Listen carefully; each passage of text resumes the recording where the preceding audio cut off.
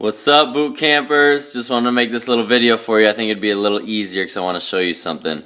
We're going to be working hard. It's going to start getting warmer and warmer out there, so hydration is very, very important.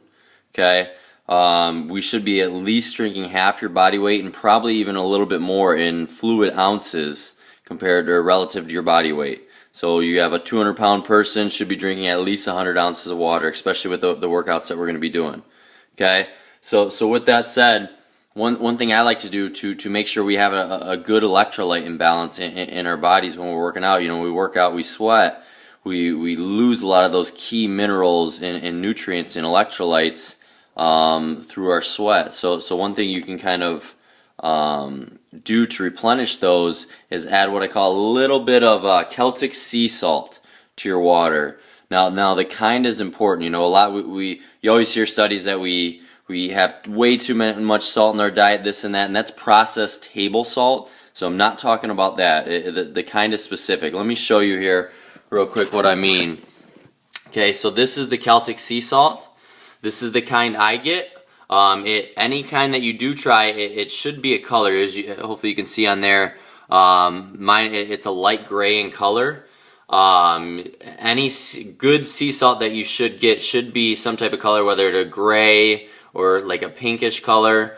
Himalayan sea salt is okay. I like Celtic sea salt. You can also do like a New Zealand sea salt. Those are usually three of the better. A French sea salt is good too. You really just want a raw, natural sea salt. Okay, unprocessed, any of that. Okay, and what this does is it helps replenish the minerals back into the water. Because a lot of times, even the filtration process we do when we drink water.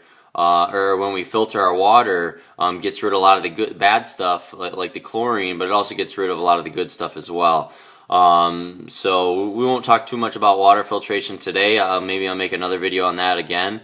But all you want to do is just add a little pinch. Okay, you shouldn't really taste the salt. Okay, I'm not going to put it to this water because I already have some in this water. But just a little bit. Okay. When you do that, you shouldn't be able to taste it, but you should feel a little kind of a texture difference in the water. It should feel kind of good in your mouth, if that makes sense. Add a little bit of it. I usually kind of let it sit for a little bit, and then I drink away. You know, I do it multiple times throughout the day, if not to all my water. And, you know, especially if I'm working hard, especially if I'm out, you know, exercising a lot, I really make sure I do it. Another thing I do as well is I add a little bit. This is my favorite brand. It's Bragg's, and it's organic, raw, unprocessed apple cider vinegar. I'll do this 2 or 3 times a day. I'll just add it to my water. What I'll do is I'll usually just use the cap. Usually you can do 1 or 2 teaspoons. Add it to your water. Some people don't like the taste of it. I don't mind it. If you do, get some raw, unfiltered, or unprocessed honey. I mean, Elizabeth, you can talk to her. She can help you out. Well, even where it's almost still has like the beeswax or whatever that stuff is in it. So, you know, add 1 or 2 either teaspoons or capfuls of this to your water 1 to 2 or 2 to 3 times a day. And this will really help alkalize your body.